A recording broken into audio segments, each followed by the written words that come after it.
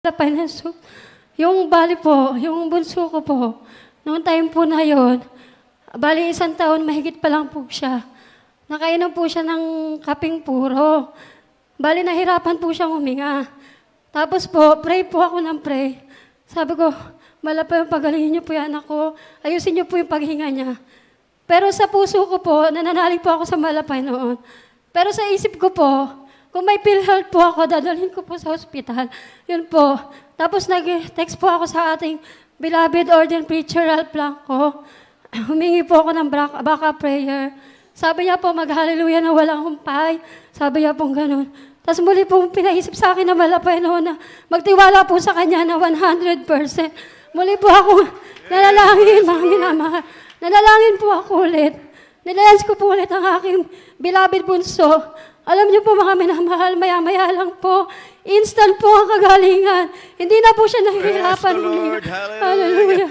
Pinapasalamatan ko rin po sa ating pinakamamahal na Panginoon. Yan din po yung beloved bunso ko po. Sa panaginip po, na nasagasaan po siya ng taxi, gumulong po siya. Pero pagtayo niya po, nagpagpag lang po siya. Kahit sa panaginip, mga minamahal, pinag-iingatan tayo ng malapay, no? Dito lang po, pinapasalamatan ko rin po sa ating pinakamamahal na Panginoon. Nung birthday po ng ating beloved honorable pastor, sa Inaris po, bali bago po kami umalis ng bahay, nakadalawang suka na po yan, yung beloved bunso ko rin po. Tapos po, sabi ko, baba po kami, sabi ko po doon sa beloved ko. Doon po kami dinala sa kasunod na hagdan.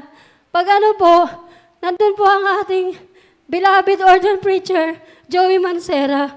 Lumapit po ako sa kanya. Pinalayas ko po yung beloved bunso ko. Alam niyo po mga minamahal, nung dumating po kami doon sa Inares, pag-akit po namin, dumedi po ulit siya. Sumuka po ulit siya.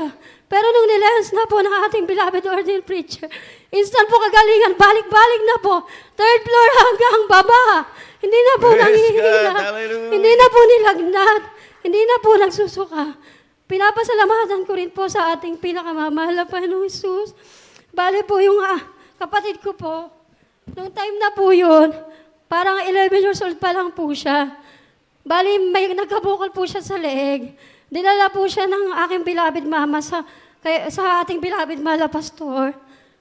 Pagkakita pa lang po ng ating beloved mala pastor, sabi po niya, cancer daw po. Tapos nagsampa po kami sa Cuneta Astrodome. Friday din po yun overnight. Kung saan na lang pong pumutok, yung bukol na sila sa bukol po ng kapatid ko, pinagaling po na ating pinakamamahal na person. Wala pong gamot, mga minamahal. Hallelujah. Pinapasalamatan ko rin po sa malapay noon. Bali po kasi na backslide po kami. Pinaalalahanan po ako ng malapay noon. Nagkaroon po ako ng goiter noong time na yon.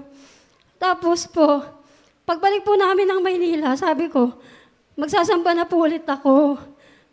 Tapos po, pag ano po, sabi ko, 1 linggo po yun, di na po ako minom ng gamot.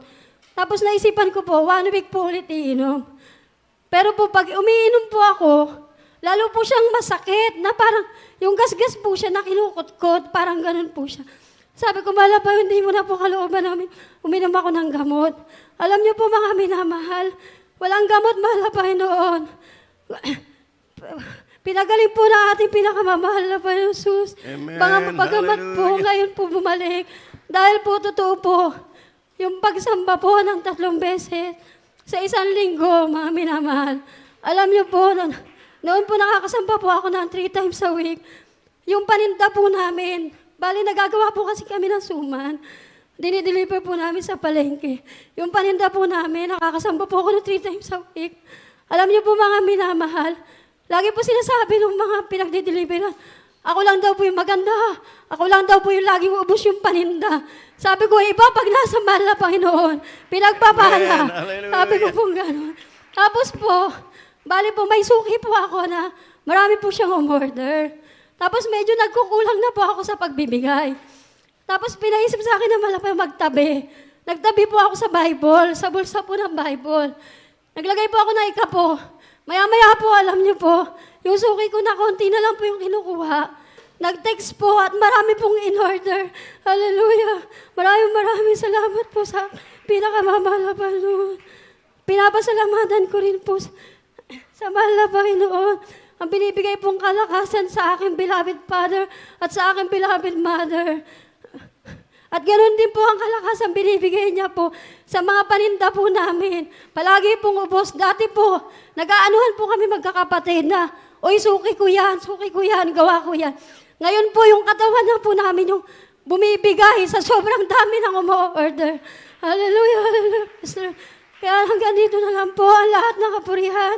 Pasalamat, pagsamba, pagdadakila ay sa ating pinakamamahal na Panginoon Jesus po.